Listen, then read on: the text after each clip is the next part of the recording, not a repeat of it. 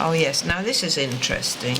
This is Lock 18. That's Spencer Collins from Navvies Anonymous. He was the first to see it, and he was itching to get these JCBs in and get into it. This is Northwest. They were the very first group, very first Waterway Recovery Group. They're very pleased that they were our very first one, although it's not well known. Yeah.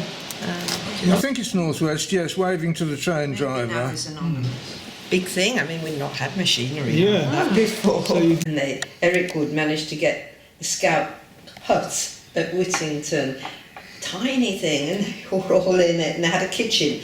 You couldn't swing a cat round, it was just a stove, and they were cooking for like 20 people. And they had no showers. Eric had been a scoutmaster, and he was used to camping in very primitive conditions. They just did knuckle down, didn't they? But and they would sign this book, and they're just, you can sort of see how fun they were, and that's lovely. And there's all sorts of things in here. If you have a look, there might be sort of like there's another one. It's a summer camp.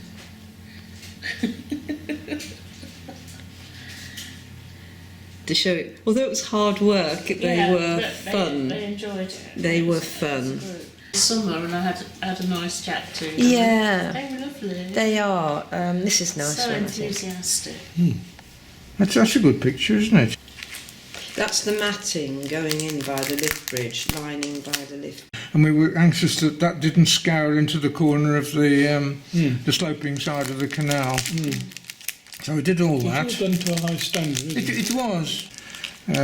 And then, I mean, you know, IWA, or Waterway Recovery Group, put an awful lot of effort in.